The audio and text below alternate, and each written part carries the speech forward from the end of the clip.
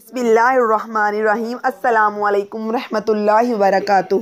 رمضان میں ہاتھی سے بچو، یہ عنوان پڑھ کر آپ کو حیرت ہوگی، پر مضمون پڑھنے سے آپ کی حیرت زائل ہو جائے گی۔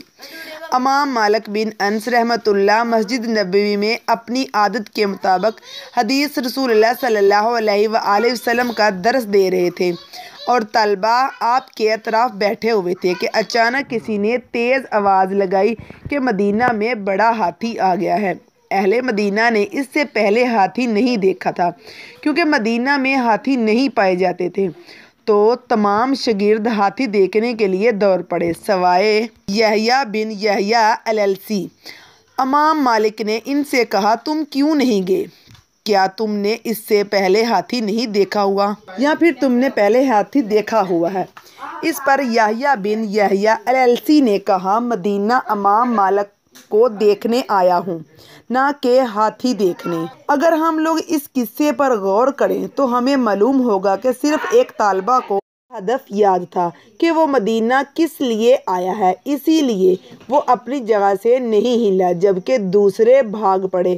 آج ہمارے زمانے میں بھی ہاتھی آتا ہے، پر آج اس کی شکل اور طریقے مختلف ہیں، خصوصاً رمضان میں، جہاں لوگ دو قسم کے ہوتے ہیں۔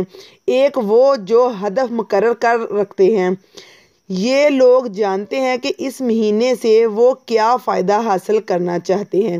دوسری قسم کے جو لوگ غافل اور کوتاہ رہتی ہے، جنہیں مختلف شکلوں میں ہاتھی گھیرے رہتے ہیں۔ انٹرنیٹ، سوشل میڈیا، ڈرامے، فلمیں، موسیقی، میچ، PSL اور مختلف محرمات آج کے دور کے ہاتھی ہیں۔ اللہ تعالیٰ نے رمضان کا مہینہ عطا کر کے بڑا انعام فرمایا ہے، جو مہینہ ہے نیکیوں میں سبقت حاصل کرنے کا، نیک اعمال کے ذریعے جہنم سے آزادی حاصل کرنے کا، رحمان کا تقرب حاصل کرنے کا۔ کچھ ایسے لوگ ہوں گے جو اس کی تمنا رکھتے تھے، پر موت نے انہیں مہلت نہیں دی۔ ہمیں ملا ہے تو کہ بھرپور فائدہ اٹھائیں، کہ کوئی نہیں جانتا اسے اگلا رمضان ملے گا یا نہیں۔ تو چاہیے کہ ہم اس عظیم نعمت پر اپنے رب کا شکر ادا کریں، نیکیوں میں دوڑ لگائیں۔ اللہ تعالیٰ ہمیں عمل کرنے کی توفیق عطا فرمائے، آمین ثم آمین۔ یقیناً آپ کو ویڈیو آج اچھی لگی ہوگی، اس کو لائک کر دیجیے گا اور میرے چینل کو سبسکرائب کر دیجیے گا۔ جزاک اللہ خیرا کثیرا۔